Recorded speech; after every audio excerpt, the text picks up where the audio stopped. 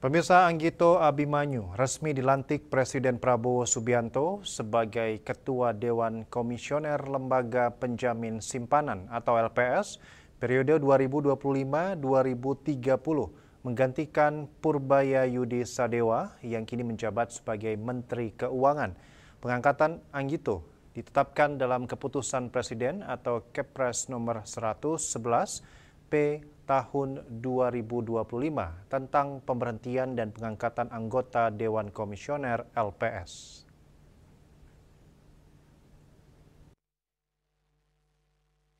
Presiden Prabowo Subianto melantik Wakil Menteri Keuangan Anggito Abimanyu sebagai Ketua Dewan Komisioner Lembaga Penjamin Simpanan LPS periode 2025-2030 di Istana Negara pada Rabu 8 Oktober.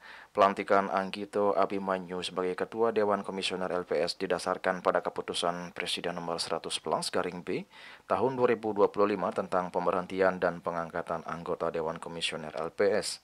Anggito dipilih menjadi Ketua Dewan Komisioner LPS setelah melewati fit and proper test di Komisi 11 DPR. Dia berhasil menyingkirkan calon lainnya yakni Dewan Pengawas BPJS Ketenagakerjaan Muhammad Imam Nuril Hidayat Budi Pinuji serta Direktur Eksekutif Surveillance Pemeriksaan dan Statistik LPS Dwitya Putra Suyasa Besar.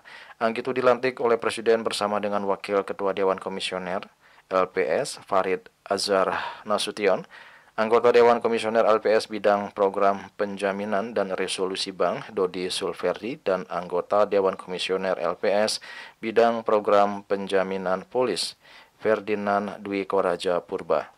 Sebelum terpilih menjadi Kepala Dewan Komisioner LPS, Anggito sempat menjabat Wakil Menteri Keuangan. Dia juga pernah menjabat sebagai Chief Economist CNBC Indonesia pada 2024-2025.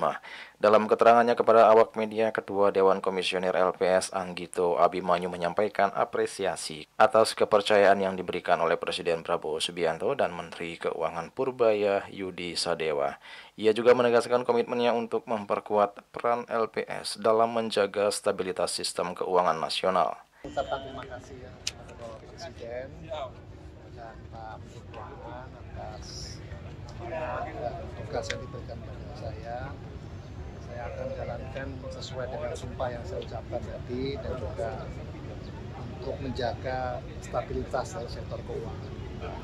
Jadi, saya sudah mempelajari masalah-masalahnya apa dan segera akan koordinasi dengan internal LPS sendiri dan juga dengan KSS. Tadi sebelum kesini juga Bapak mengungkapkan bahwa nanti akan ada pinjaman segar ke beberapa sektor, terus kemudian juga kerjasama dengan OJK. Nah, itu lain ya, lain. Jadi intinya kan kita ini di ujung ya, jadi intinya adalah bahwa LPS itu kan lembaga untuk menjamin simpanan dan melakukan resolusi. Pada waktu OJK sudah menyerahkan apakah itu institusi perbankan atau nanti asuransi kepada LPS. Jadi sebetulnya LPS itu di ujungnya aja. Jadi tentu yang melakukan penyihatan, regulasi, pengawasan tetap OJK. Juli Suwarti dan Ketut Semadiasa melaporkan.